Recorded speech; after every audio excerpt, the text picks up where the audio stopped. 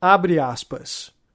O patrimônio audiovisual precisa ser criado, experienciado, precisa emergir quando nos confrontamos com as imagens e sons projetados nas telas de salas de cinema, de museus, de computadores, dispositivos móveis, etc.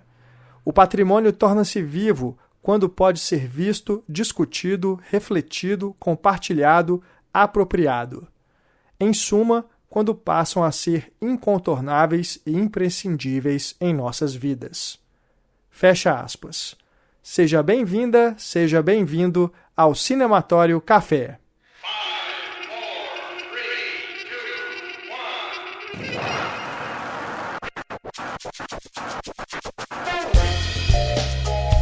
2, 1. Olá pessoal, eu sou o Renato Silveira. Oi, eu sou Raquel Gomes. Este é o episódio de número 32 do Cinematório Café, podcast do site Cinematório. Nós abrimos o programa com um trecho de um texto que está no catálogo da 12ª Cineop, Mostra de Cinema de Ouro Preto. Texto assinado por Inês Aizengart Menezes e José Quental, curadores da temática preservação, que este ano homenageou Antônio Leão, colecionador, cineclubista, pesquisador e biógrafo, mas antes de tudo, um cinéfilo de carteirinha apaixonado pelo cinema brasileiro. Nesta edição do Cinematório Café, você escuta uma ótima entrevista que fizemos com Antônio durante o festival. Antônio Leão é colecionador de filmes e o principal dicionarista do cinema brasileiro. Ele foi um dos 3 homenageados da Cineop este ano. Um reconhecimento por seu trabalho na preservação da informação sobre os filmes realizados no país. Entre os livros que Antônio publicou estão Astros e Estrelas do Cinema Brasileiro, Dicionário de Filmes Brasileiros, Longa-Metragem, Dicionário de Filmes Brasileiros, Curta e Média-Metragem e o mais recente, Super 8 no Brasil, Um Sonho de Cinema. O Antônio também é responsável direto pela recuperação e preservação de filmes brasileiros. Na entrevista que você vai ouvir, ele conta como ajudou a resgatar o primeiro longa-metragem dirigido por Carlos Reichenbach e a restaurar O Dragão da Maldade contra o Santo Guerreiro, de Glauber Rocha. Ele também nos falou sobre como funciona a Associação de Colecionadores e a busca por filmes perdidos, e compartilhou sua visão sobre as dificuldades que o setor audiovisual enfrenta no resguardo da sua própria história.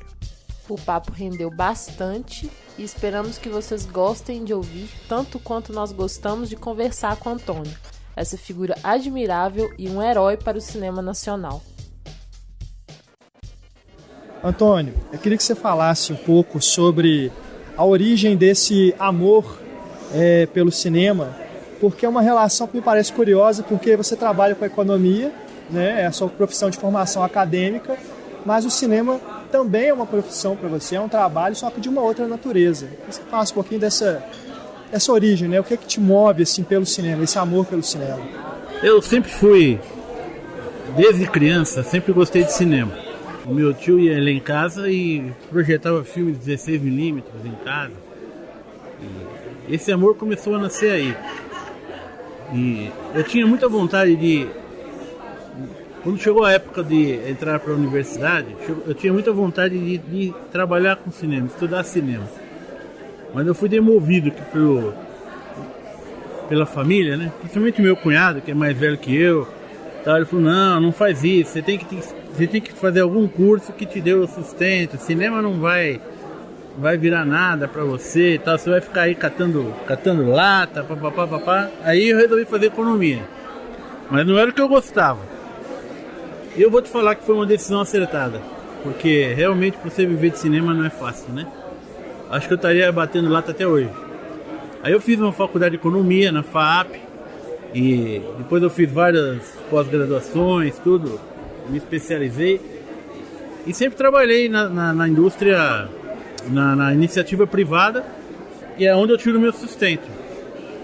Paralelamente, eu sempre toquei meus projetos, só que não tinha esse lance de livro, né? Inicialmente eu era cineclubista e colecionador de filmes, 16mm. Eu tinha um acervo grande e a gente tinha um cineclube no Ipiranga que a gente exibia os filmes.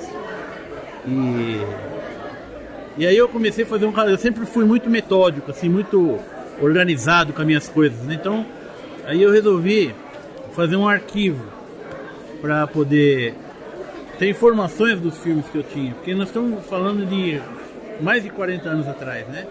Numa época que não existia redes sociais, não existia celular, não existia internet, não tinha nada disso, quer dizer. Então você tinha que procurar informações aonde? Em bibliotecas, em cinematecas. E eu comecei a procurar, eu comecei a garimpar informações. Eu sempre gostei de filme brasileiro, então eu colecionava filmes de 16mm, filmes nacionais.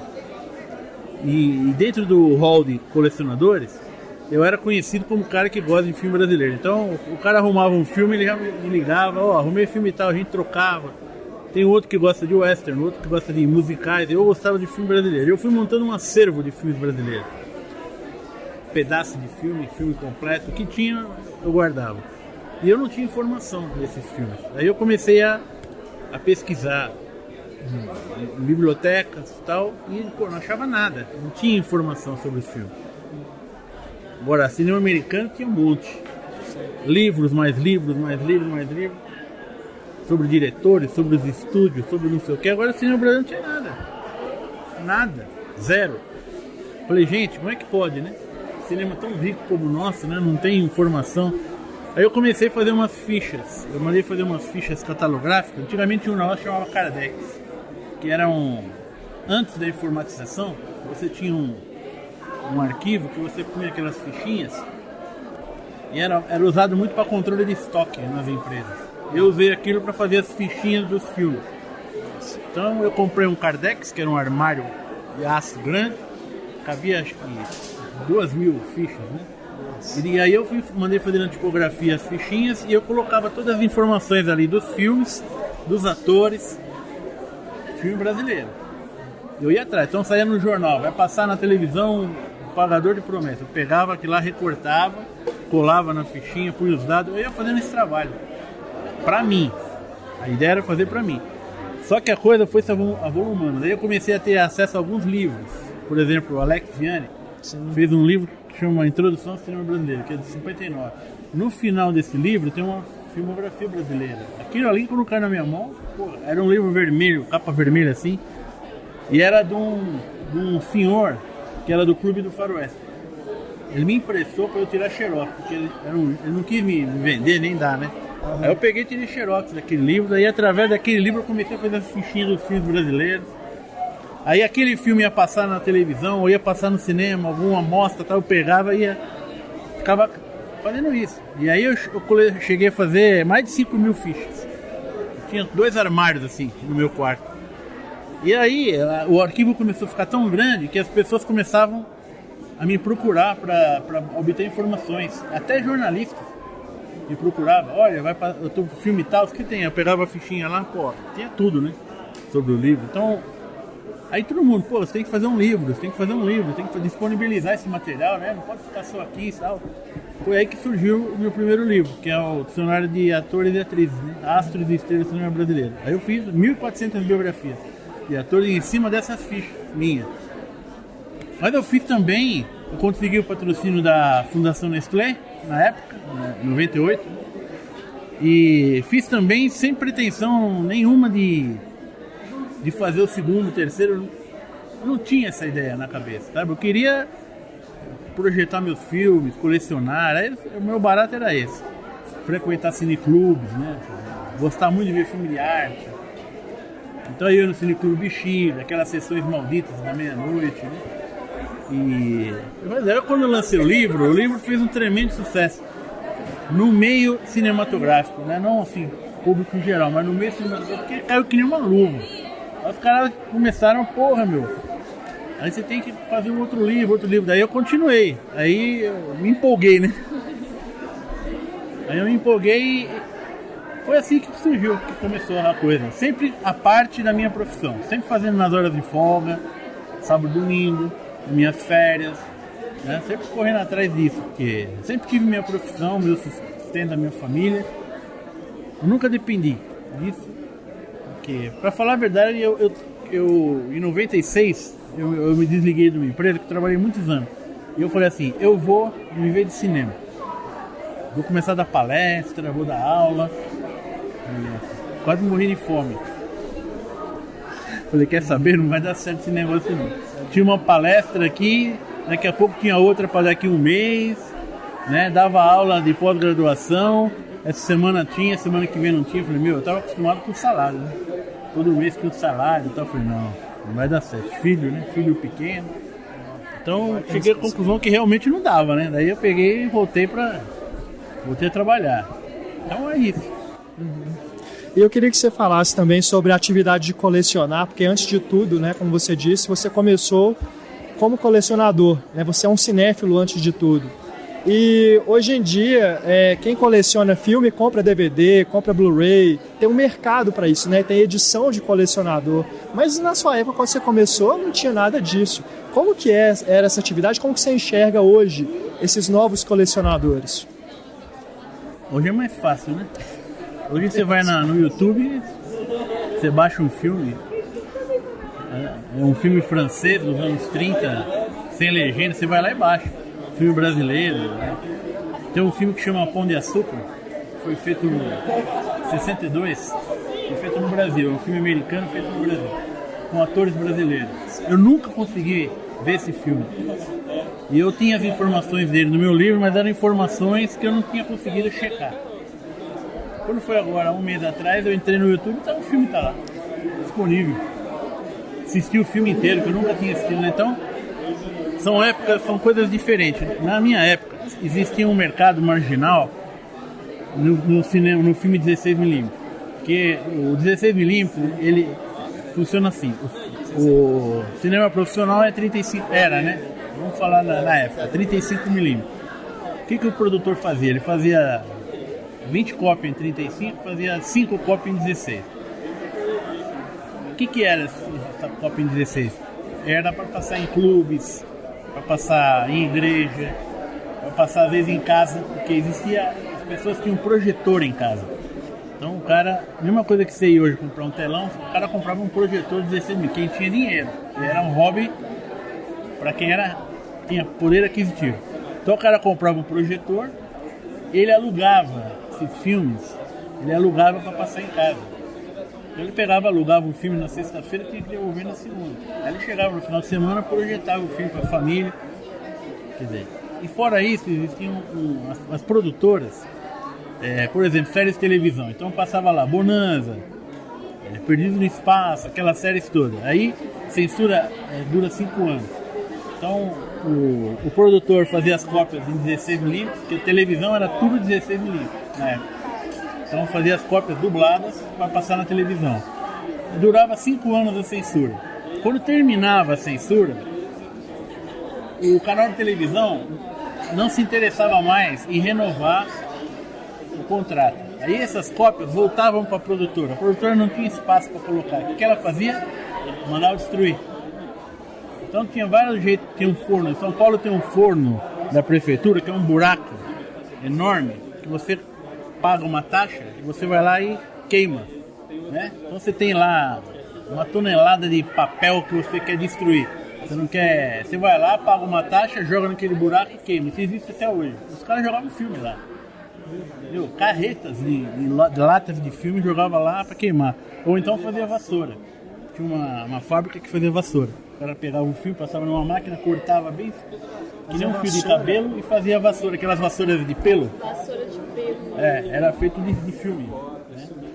Você poderia estar varrendo sua casa com uma cópia do Pagador de Promessas. É verdade isso. Saiu até uma reportagem no Estadão uma vez, de página inteira, sobre os assassinos de filme, né? Os caras compravam os filmes para destruir, faziam vassoura. Nossa. Só que aí existe sempre o jeitinho brasileiro, né? Então, alguns caras, eles pegavam e desviavam esses filmes para o mercado marginal. É onde caía na mão dos colecionadores. Entendeu? Era assim que funcionava. Então a gente, na boca do lixo, tinha os caras que vendiam esses filmes. Então você comprava um filme, você não podia exibir, você não tinha direito de nada, né? Mas você comprava o filme. Então eu comprei muito filme na boca. Assim, séries de televisão, filmes brasileiros, filme americano. Eu cheguei a ter um acervo de quase 1.500 cópias em 16mm. Dependendo do filme era caro. Dependendo do filme era caro, sim. Eu lembro que tinha um filme que eu queria comprar, que eu era office boy na época, eu tinha 14 anos. O preço do filme era o salário meu de um mês. Seria hoje um salário mínimo, vamos dizer. Era o preço do filme, quer dizer, era o meu salário de um mês, né? Então, eu fui colecionando assim também, né? Os filmes foram chegando na minha mão. E tinha os filmes legendados que eram para cinema, do interior. Então, por exemplo, fazia lá, sei lá, Tubarão, os filmes. Saía 10 cópias em 16, legendado, cinemas top. Aí ia para os clubes do interior que tinham um projetor 16, eram cinemas menores. Cinemas para 20, 30 lugares, né? Então o 16 funcionava dessa forma. Quando foi em 82, pararam de fazer 16mm. A televisão passou para uma TIC. Né? A primeira mídia digital da televisão foi uma TIC. Né? Antes do... Hoje eu nem sei como é que é, mas antes era assim. Então eles pararam de fazer cópia de 16mm. Então era assim que eu consegui minha coleção de filmes. E ia trocando, depois eu fui trabalhando, eu fui estudando, eu fui tendo empregos melhores, ganhava mais, eu investia mais, comprava os filmes, né? E grandes clássicos do cinema eu tive, né, em 16mm. Não só brasileiro, como americano, francês, italiano, mas eu gostava mesmo de cinema brasileiro. Até que, agora, há uns 5 anos atrás, eu resolvi vender meu acervo. Eu tinha uns 300 filmes brasileiros, mais ou menos.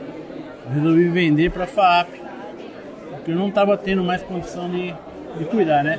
Eu comecei a frequentar aqui o Cineop, comecei a ter uma outra conscientização, sabe? De preservação. Falei, porra, meu, não é certo, né? Esses filmes ficavam na minha casa, na prateleira e tal. Falei, porra, isso aí eu uni útil ao agradável, né? Fiz um acordo com eles, passei para eles o acervo, tá lá. Eles cuidam, tudo climatizado, bonitinho, né? Ótimo. E você tem raridades na sua coleção, né? Me parece que 2 histórias são bem interessantes. Uma do primeiro filme do Carlão, né? E a cópia do Dragão da Maldade do Glauber. Fala um pouquinho como é que foi encontrar esses filmes. Teve vários exemplos, porque o colecionador, ele não era bem visto pelos produtores na época. Eles achavam que nós éramos pirata, né? Esperávamos os filmes e tal. Então a gente tinha muito problema com isso. Uhum. Mas com o tempo foi mudando, né? Aí os produtores começaram a perceber que na verdade nós éramos aliados, né? Nós estávamos cuidando do filme dele, que podia ter sido destruído. Ele tinha que dar graças a Deus que veio para nossa mão, né? Porque senão teria, né? Já pensou? Então, aí a gente criou uma associação de colecionadores. Hoje tem muito pouco, né? Hoje tem muito pouco, mas na época tinha muito. Eu tinha fichado mais de 200 no Brasil inteiro. E cada um gostava de um tipo de filme. Então nós criamos uma associação que chamava BCF, que era a Associação Brasileira de Colecionadores de Filmes 16mm. E a gente se reunia no Cineclube Ipiranga todo sábado, fazia projeções de 16mm, se reunia lá para falar sobre cinema, bater papo. Quando terminava a sessão a gente ia comer pizza e falando de cinema, né? Então, nesse inteirinho começou a surgir cópias que a gente não sabia que a gente tinha na mão, cópias que estavam perdidas, né? O Carlos Rechenbach, eu já tinha amizade com ele. Por causa dos livros, tudo, eu já tinha amizade com todo esse pessoal, né? E um dia eu encontrei com ele na 2001 Vídeo, que era uma rede aqui em São Paulo, grande. E ele falou pra mim, pô, Leão, tô procurando meu filme, né? O primeiro filme. Será que seus amigos não têm, né? Corrida em Busca do Amor, né? Sumiu, o primeiro longa meu e tal. Eu tinha uma cópia, 16, novinha. E ele tinha acabado de ter um infarto. Ele fez uma cirurgia e ele tava terminando de se recuperar, né? Daí eu falei pra ele, pô, Carlão, você acabou de fazer uma cirurgia e tal, mas, porra, eu tenho esse filme, né? O quê? Ele já regalou o zoião assim. Porra, você quer que eu vou pro hospital de novo? Eu falei, Carlão, eu tenho esse filme, cara. Eu não tinha me ligado que era um filme que tava perdido e tal. Bom, conclusão, nós conversamos com o Fred Botelho, que era o dono da rede lá em 2001. E ele armou uma exibição desse filme. Lá chamou todos os atores que trabalharam no filme. Então fizemos uma noite lá, tinha mais de 200 pessoas. Saiu meia página no Estadão, né? O filme perdido do Carlão. Foi quando isso? Foi uns 10 anos atrás, por aí. Esse filme tá na FAAP hoje, faz parte do acervo que eu vendi. O Dragão da Maldade foi mais curioso ainda. Comprei numa feira de antiguidade. Temos São Paulo, vocês são de Minas, né? Sim. São Paulo tem uma feira, é a Feira do Bicheiro, né? Que é uma feira de antiguidades. Só vende tudo que você imagina, vende lá. Tudo aquilo que é lixo na sua casa, os caras põem pra vender lá. E também tem filme também. Tem filme, tem projetor, eu vou lá, passo todo domingo. Aí um dia eu tô lá, eu vejo 2 rolos de filme assim, 16. O cara vendendo lá. R$20 cada rolo. Daí ele falou pra mim, ó, eram 3, mas eu vendi um pra um cara aí, que ele quis comprar só um. Eu vendi um rolo do filme. Você nem sabia. Aí eu peguei, olhei e não tinha nome. Mas era muito barato. Peguei e comprei os 2 rolos. Quando eu cheguei em casa, fui ver, era um filme do Glauber, Dragão da Maldade.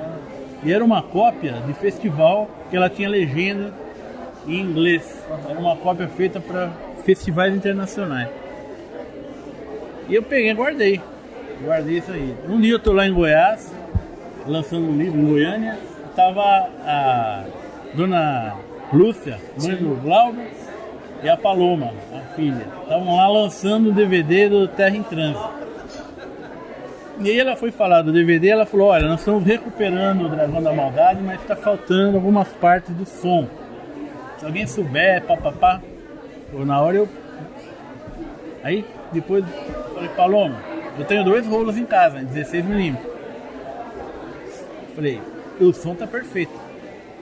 Tomara que tenha o que você tá procurando, porque faltava um rolo, né? Aí eu peguei e mandei esses 2 rolos para ela e ela conseguiu pegar o que faltava. E recuperar o filme. Ela achou o 3º rolo? Não. O que ela precisava estava nesses 2 rolos. Da sorte nossa, né? Então esse foi o segundo. Teve outro caso, o filme Dominó Negro, que é um filme do Moacir Fenelon, feito em 1949, perdido. A gente tinha uma cópia em 16 também. Aí a dona Alice Gonzaga, junto com 100 pesquisadores, fizeram a recuperação do filme em cima dessa cópia. Também teve um filme do Roberto Pires, aquele cineasta baiano. Eu tinha um curta-metragem dirigido pelo Roberto Pires com a Gildo Ribeiro, o motor. É um filme dos anos 60, 67. Aí um dia eu estava aqui também, no Cineop, e ele estava lançando um livro sobre o pai dele. O Petros Pires estava aqui, lançando um livro sobre o pai. O pai dele tinha morrido. Tava ele e a mãe. Eu comprei o livro e no livro tinha filmografia. Eu não tinha esse filme. Eu cheguei pra ele e falei, meu, tá faltando um filme aqui. Não. Isso aí nós já pesquisamos, já fizemos, já não sei o que. Eu falei, meu, tá faltando um filme aí. Eu sei porque eu tenho esse filme. Daí a hora que eu falei pra ele, o cara ficou doido, né? Falou, meu, você tá brincando. Eu tenho esse filme dirigido por eles, a família não sabia que existia esse filme. Aí também eu mandei pra ele o filme. Então esses são alguns exemplos, tem outros, né? Alguns exemplos de coisas que a gente conseguiu através da nossa associação, através dos colecionadores, né? E hoje, tanto é verdade que hoje eu venho no Cineop, 11 anos que eu venho seguido. Eu venho como representando a classe de colecionador de filme. Entendeu? Sim, ótimo. E também, de certa forma, tá preservando, né? O filme que foi exibido ontem, né, do Odilon Lopes, né? Que é um filme que a filha falou que já tinha, não sei, mais de 10 anos que não era exibido, né? Estava guardado no guarda-roupa. Muita gente não conhecia, que eu conversei ontem, né? Gente que estuda cinema, é a primeira vez que viu o filme, né? Então aqui realmente é uma das mostras mais legais, assim, pra gente descobrir o cinema brasileiro. Todo ano eles trazem coisas raras, pô. E, Antônio, esse processo de procura pelos filmes que estão perdidos, que eu acredito que vocês devem ter muitos que vocês estão à procura, né? Vocês sabem que não existe uma referência sobre eles. Como é que é esse trabalho de procurar esses filmes? Que me parece que é uma coisa quase arqueológica, né? De um explorador assim, que vai atrás. Como é que funciona essa rede de colecionadores, essa troca de informações até chegar nesses filmes? Tem uma lista de filmes que estão perdidos. E a gente tem uma missão de encontrar esses filmes. Então essa lista fica com todos os colecionadores. E se aparecer alguma pista, eles já me falam. Porque eu que faço meio que a coordenação da coisa. E tem vários filmes. Por exemplo, o primeiro filme do Humberto Mauro foi feito em 9,5. A bitola 9,5. Era uma bitola que tem um furo no meio do filme. Esse filme é de 1925. Chama Valadião Cratera. É um filme que eu estou procurando. Pode aparecer. A Patrícia aqui da Tivelli tem um filme que é o primeiro filme colorido feito no Brasil, o primeiro longa de ficção colorido, chama Destino em Apuro, com Paulo Altran. É um filme de 52, por aí. Também está perdido, só existe o trailer. Também estamos atrás. Foi feito cópia. Pessoas que estão vivas hoje, que participaram do filme, da equipe técnica. Então, assim, a gente está ali. A própria Dona Alice Gonzaga tem vários filmes que ela está procurando. E a gente tem uma lista. Então, por exemplo, a gente sempre compra lotes de filmes. Ou a gente conhece um colecionador novo. Sempre quando eu conheço um colecionador novo, que eu não conhecia, a primeira coisa que eu faço é levar a lista, né? Porque às vezes o cara tem algum filme lá que a gente está procurando. Então é assim que a gente faz, garimpando. Hoje os colecionadores são mais escassos, porque todo mundo migrou para mídias digitais, né? Mas ainda tem muito colecionador. Outro dia morreu um colecionador em Porto Alegre, 85 anos, era um professor. Ele tinha mais de 500 cópias no filme na casa dele. Tanto 9,5 ele tinha 8mm, 16, 35, mais de 5.000 fotos. E eu não conhecia ele. Morreu, aí a irmã dele entrou em contato comigo, mas eu não tive condição, porque tinha que ir para Porto Alegre, não tinha verba. Mas eu indiquei um amigo lá em Porto Alegre, que é o Glênio Povos, ele foi lá. E parece que esse acervo foi negociado com o RBS lá, alguma coisa. Mas, por exemplo, nesse acervo 9,5 dele, poderia ter o filme do Mauro. Ficou guardado lá, né? Então a gente faz isso, a gente está sempre caçando atrás dos filmes. Por exemplo, o ano retrasado, dezembro de 2015. No dia seguinte ao Natal, um cara anunciou, estava vendendo um lote de filmes, anunciou não no Mercado Livre, aquele outro, como chama? OLX. OLX. Ele anunciou no OLX em São Paulo, né? Aí eu fui na casa dele. Era do pai dele. O pai dele tinha morrido há 20 anos. Ele tinha lá uma garagem, umas prateleiras, umas 500 latas, tudo enferrujada. E metade estava estragada. Aí eu negociei com ele, comprei e encontrei um filme lá. Tinha um filme do Mazzaropi, feito na Vera Cruz, chamava Nadando em Dinheiro. Tinha várias raridades. E tinha um filme de 1927, de uma inauguração de uma estação ferroviária no Paraná. Feito em 1927 pelo Botelho Filme, né? Um rolo assim. Tá perdidaço. Eu já conversei com o pessoal da Cinemateca do Paraná.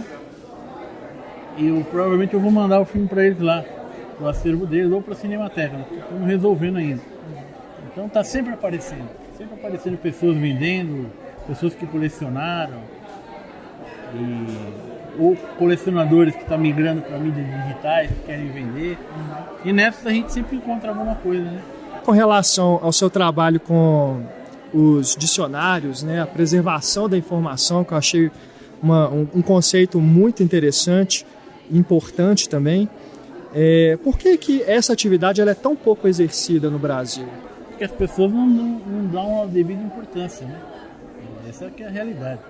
Hoje talvez mudou um pouco isso, mas na época que eu comecei a fazer meus livros, como eu já comentei aqui, não tinha nada, tinha 2 livros sobre o cinema brasileiro.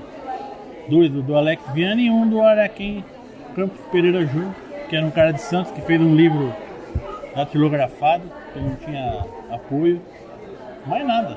Hoje não, hoje tem bastante material, né? Se você pesquisar, tem muita coisa. Mas as pessoas não valorizavam esse tipo de informação. Principalmente o próprio diretor do filme. Ele faz o filme, a preocupação dele é fazer o filme, produzir. Ele termina o filme, ele já está pensando no outro. Aquele que ficou. Ele não tem aquela preocupação. Ele fala, não, isso aqui eu tenho que guardar, tenho que preservar.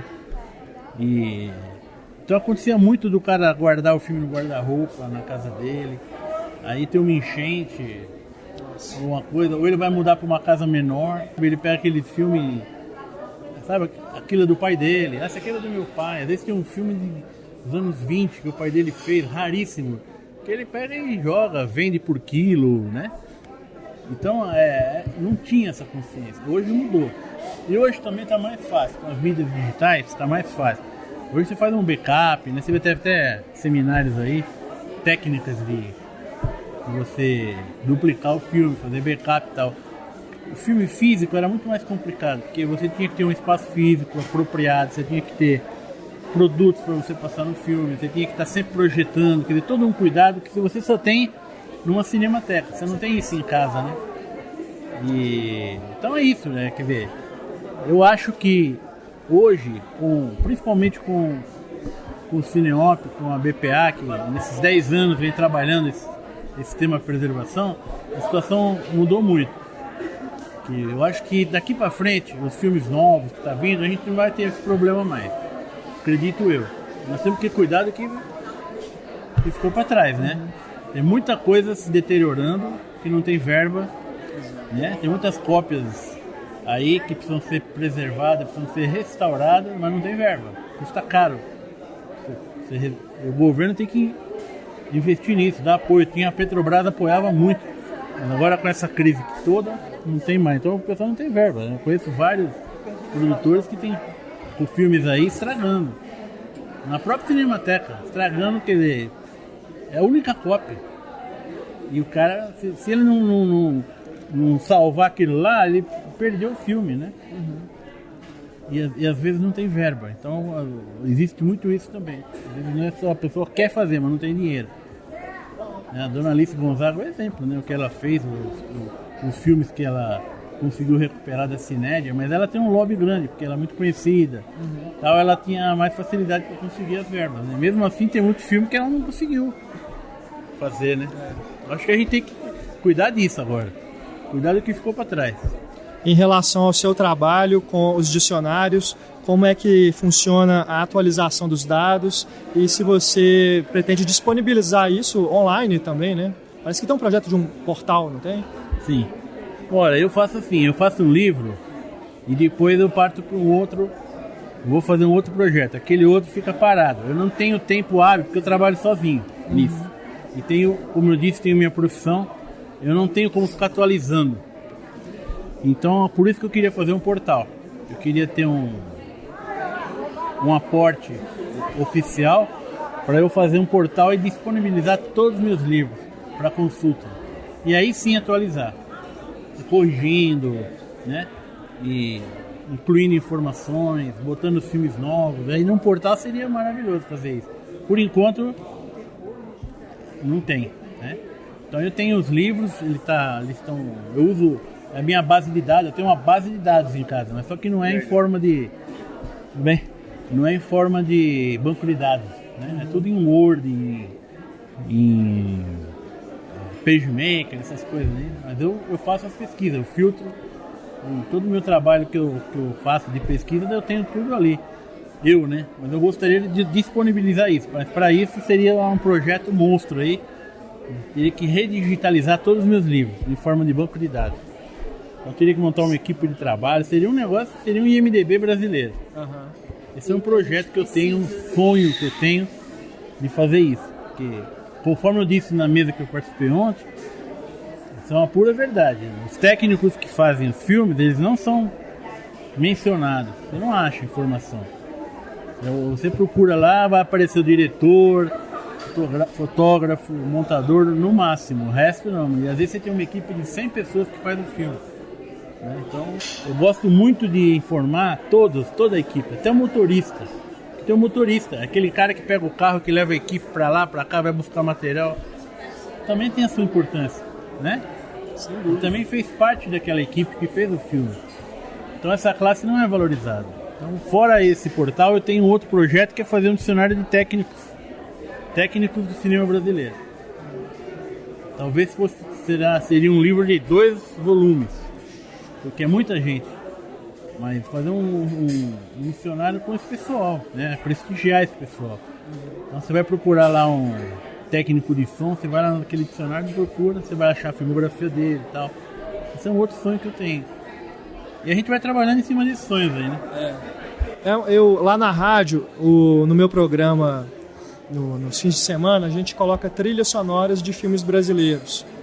E quando eu vou procurar as músicas que são usadas nos filmes, não só os temas de filmes, mas músicas incidentais e tudo, eu recorro muitas vezes ao site da Cinemateca. Mas como você disse, está desatualizado, né? Acho que de 2012 para cá não tem nada, né? E aí... Aquele trabalho é maravilhoso. Sem dúvida. Nossa. Ali tinha que ter uma verba para atualizar aquilo, manter aquilo. Aqui não deixa de ser um portal, né? Sim. Porque no IMDb não tem, né? Os dados assim direitinho. O IMDb não é confiável, né? Eles misturam muito. Sim. Eu não sei quem que alimenta aquilo, mas eles misturam muita coisa errada. Homônimo de nomes, né? Você não tem... Não é uma fonte que você pode pegar e publicar. Você tem que checar. Exato. Né? Acho que o usuário mesmo pode inserir dados lá, né? É uma coisa meio... Mudar, né? Tem isso, porque quando a gente vai ver uma informação lá, tem editar. Se você for membro Pro, que aqueles acho que são pagos, né? Você paga, né? Se você paga, eu acho que você pode passar por isso, como se fosse um Wikipédia, né? Que é algo colaborativo, assim.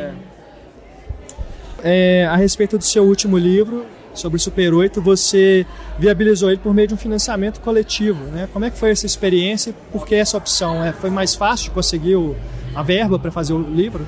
Esse livro foi o mais difícil de todos. Eu já fiz 10 livros. Esse foi o mais difícil, porque todos os meus livros são complicados para conseguir patrocínio, porque não são livros comerciais. Então o pessoal não tem interesse, né? As grandes editoras não têm interesse, porque não vendem, né? São livros para consulta, né? Pro meio do cinema. Então, esse do Super 8, então, pior ainda, porque as pessoas não conhecem. Nem sabem nem o que é Super 8 hoje, né? Principalmente a molecada, tal, não conhece. Então foi um livro mais complicado ainda. Eu ofereci para várias editoras, tentei fazer um projeto para captar, também não tive apoio, né? Alguém que pudesse me ajudar. Aí surgiu o Vaquinha, que a minha filha estuda cinema, né? E ela fez um curta com as amigas através do Vaquinha. Ela precisava de R$2.000. Aí elas fizeram lá, cadastraram o projeto e conseguiram arrecadar o valor. Aí ela falou pra mim, por que você não bota seu livro? Eu falei, não, imagina, isso aí... Eu achei que era meio chato, né? Meio estranho, não soou bem pra mim, assim. Eu demorei um mês pra decidir. E aí eu cheguei e todo mundo falou, não, mas põe, pô. O cara que quer ajudar, ele vai lá, ajuda. Você tá pedindo pra fazer um livro, você não tá... Eu achava que eu tava pedindo esmola, né? Sabe aquela coisa, você fica meio constrangido, né? Mas eu resolvi fazer. Aí eu coloquei no Vaquinha e em 6 meses eu consegui arrecadar 50% do valor do livro. E aí não tinha mais, porque o Vaquinha você tem que ficar sempre divulgando, sempre... todo mundo que podia colaborar já tinha colaborado. Sabe quando a coisa esgota? Eu falei, não vai dar mais nada aqui. Então o resto eu fiz com meus recursos para poder viabilizar o livro. E agora na venda do livro, que eu vou em festivais, tudo, eu vou recuperando o valor que eu investi. Foi o jeito que eu encontrei, porque era um livro necessário de ser feito. São mais de 5.000 filmes que foram feitos Super 8, que eram praticamente inexistentes, ninguém sabia que existia. Isso aqui tem que estar disponível para as pessoas consultarem e saberem que existiu, né? Então, era um livro que eu queria muito fazer. E assim foi feito. Para a gente fechar, queria que você comentasse um pouco da relação dos cinéfilos e do público hoje com essa questão digital, porque você vem dessa geração que tinha o contato físico com o filme, né, com a película, com o projetor e tudo, e hoje tem Netflix, tem YouTube, tem download de making of, né, de um monte de sites que disponibilizam esses filmes. Você acha que houve talvez uma banalização da relação das pessoas com os filmes, com a imagem, assim, pela resolução que às vezes esses filmes vêm, pelas telas em que esses filmes são assistidos, talvez inadequadas, né? Tem gente que vê filme no celular, enfim. Queria que você comentasse um pouco sobre essa relação hoje em dia. É uma evolução tecnológica que nós não temos como lutar contra, né? Não tem como. É uma coisa que tinha que acontecer E aconteceu. Já era previsto que aconteceria. Os grandes estúdios americanos já vinham acenando há mais de 10 anos com isso, que a película estava acabando. Só que até então as resoluções digitais elas eram muito inferiores à projeção de cinema, né?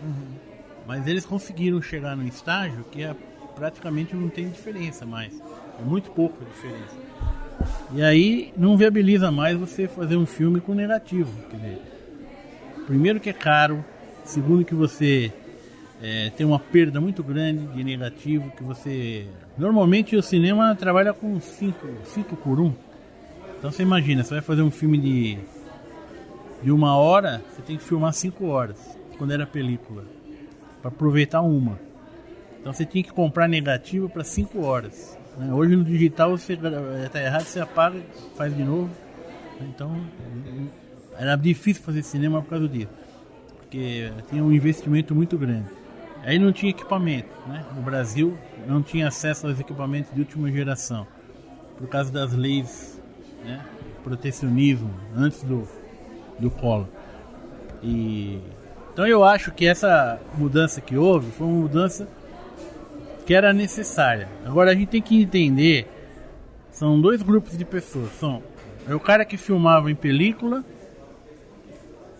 que é um cara que tem mais de 60 anos hoje, que ele se vê obrigado a filmar em digital. Então ele tem que se adequar a essa nova tecnologia. Isso é uma coisa. E tem aquele cara que está chegando agora, que já vai começar a filmar em película. Então esse cara que vai começar agora, ele tem uma outra visão da coisa. Ele já vai entrar numa era digital. Aquele outro, ele vai ter toda uma fase de preparação para ele poder fazer a migração de uma tecnologia, de uma mídia para outra, né? Porém, não tem para onde fugir. O cara hoje que quer fazer um filme, ou ele faz digital ou ele não faz. Hoje você faz um filme com celular. Você pode fazer um curta no celular e inscrever no festival e ser premiado.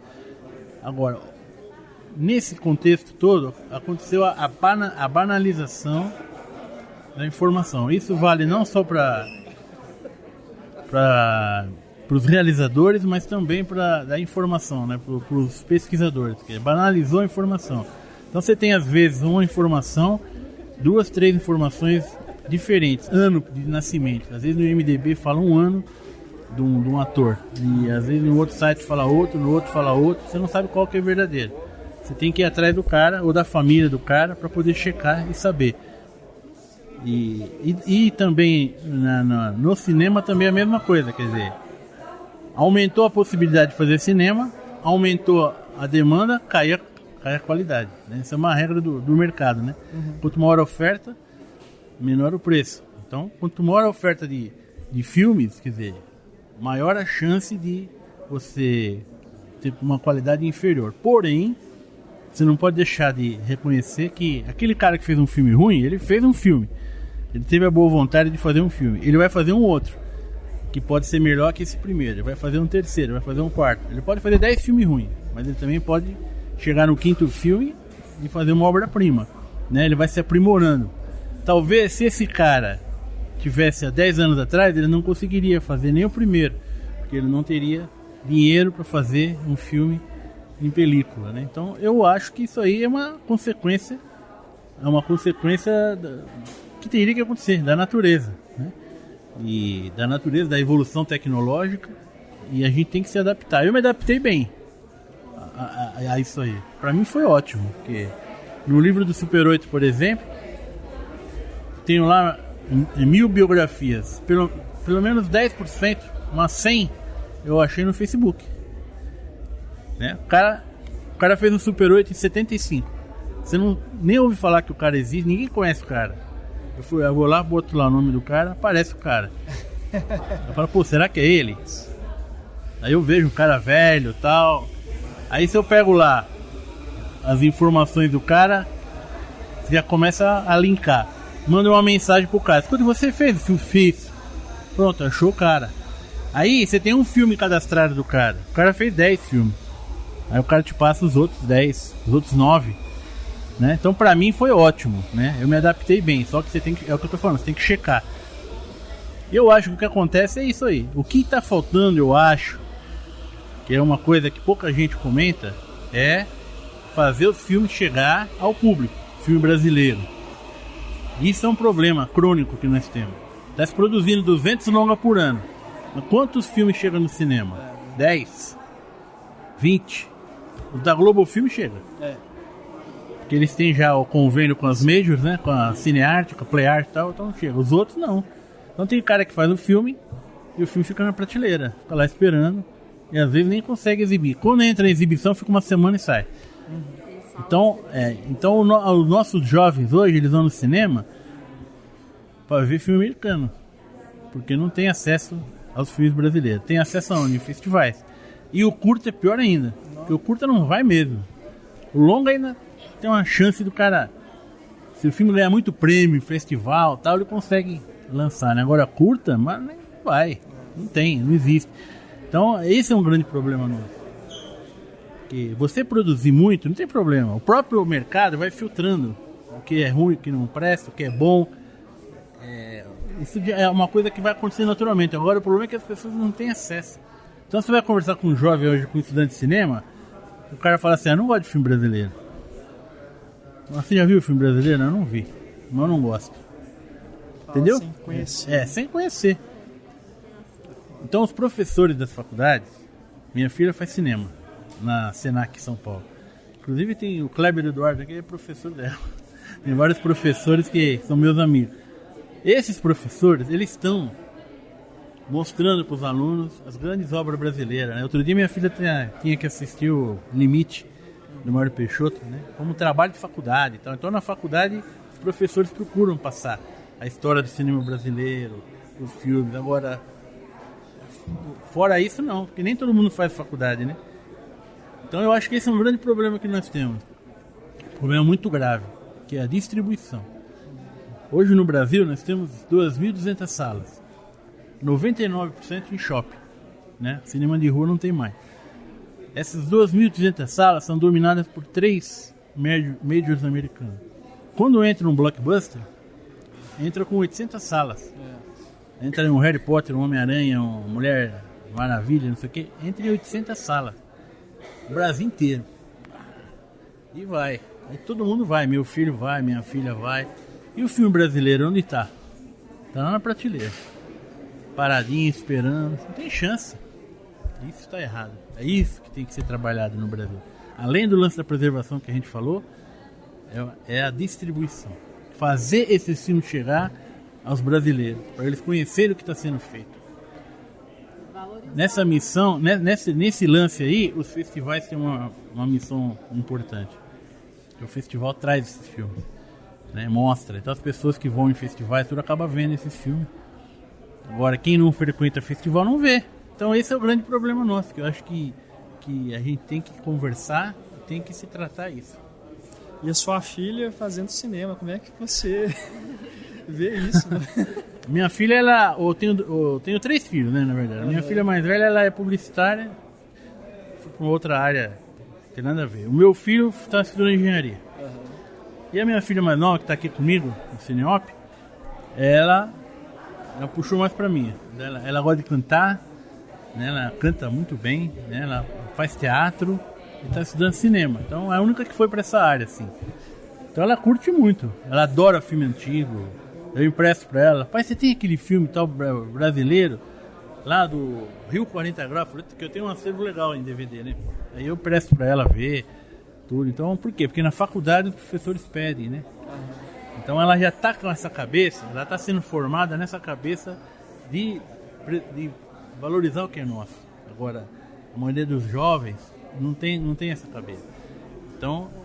Porque a gente tava até conversando com a Cristina mais cedo. A pessoa tá fazendo cinema agora, aí tem umas ideias, acha que tá inventando a roda porque simplesmente não viu os antigos, não sabe que as coisas já estão feitas, assim, sabe? Às vezes tá pensando, nossa, tem uma ideia super legal, mas na verdade isso já foi feito, você só não viu ainda, que tá na história do cinema, assim.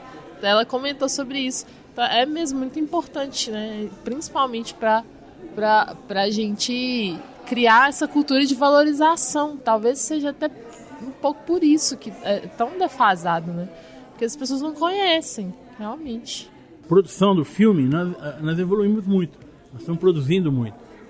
E hoje o Brasil está nivelado em termos de tecnologia com o mundo, né? Não tem mais aquele disparate que tinha antigamente, né? E o Brasil faz filmes hoje com poucos recursos, filmes que você olha às vezes, esse filme podia ser um filme americano. E tão bem feito, né? Que nós temos técnicos talentosos, né? Diretores talentosos, atores, nós temos tudo isso. E agora com as câmeras, tudo, a gente tendo acesso, que você faz filmes bons. Agora, o problema maior é esse que eu falei. É você fazer esse filme chegar. Tem um outro problema que eu vou comentar. Nos anos 70, o cara fazia um filme com dinheiro do bolso. Vamos dizer. A margem da Embrafilme. Porque a Embrafilme não era todo mundo que conseguia pegar dinheiro na Embrafilme. Então o pessoal de São Paulo, da Boca, você pegar o Mazzaropi, esses caras faziam um filme com dinheiro do bolso. E o dinheiro, a renda do filme, financiava o próximo filme. E assim ele ia fazendo, sempre. Ele dependia da bilheteria para fazer o próximo filme.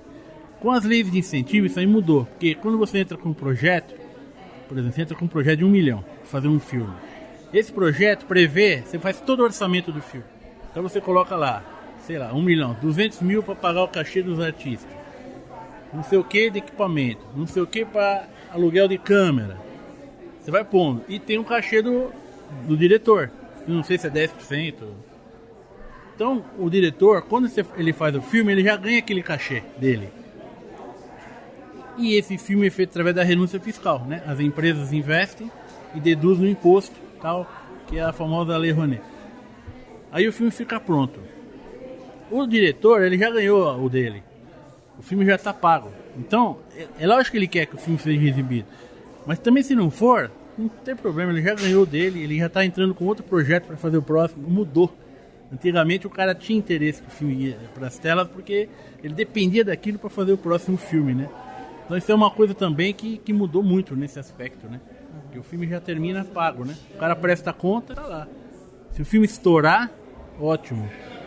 Se não estourar, pô, eu vou fazer o outro, tal. Então, infelizmente, é assim que funciona. Muito obrigado, Antônio Leão, pela entrevista. Aí na página do podcast, você que nos ouve encontra links para adquirir os livros do Antônio, que ainda se encontram em catálogo. Alguns já esgotaram. E no próximo programa, a gente fecha a nossa cobertura da 12ª Cineop, trazendo mais entrevistas que fizemos durante a mostra. Conversamos com Cristina Amaral, montadora dos filmes de Carlos Reichenbach e Andréa Tonati, com Betsy de Paula, diretora do filme de abertura Desarquivando Alice Gonzaga, e com Vansan Carelli, fundador do projeto Vídeo nas Aldeias e diretor do premiado documentário Martírio. Assine o nosso feed para receber o Cinematório Café direto no seu smartphone ou dispositivo de sua preferência. Não deixe de comentar com os amigos, compartilhe o podcast e também interaja deixando seu comentário na página do programa. Ou, se quiser mandar um e-mail para a gente, é só escrever para contato@cinematório.com.br. Estamos também no Instagram, no Twitter e no Facebook. E não deixe de se inscrever no nosso canal do YouTube e seguir o nosso perfil no Spotify. Gostou do nosso podcast? Participe da nossa campanha de financiamento coletivo. Tornando-se madrinha ou padrinho do Cinematório, você nos ajuda a fazer os nossos podcasts de maneira independente e ainda tem acesso a conteúdo exclusivo, como a nossa newsletter semanal, entre outras atrações. Saiba mais no endereço www.padrim.com.br/cinematório ou clique no banner que está na home do site. Não esquece, hein? Toda segunda-feira tem o Cinematório Café novinho para você começar bem a semana. Então é isso, pessoal. Tchau, beijo e até a próxima. É isso aí, nos falamos no nosso próximo encontro. Um grande abraço, até mais, tchau!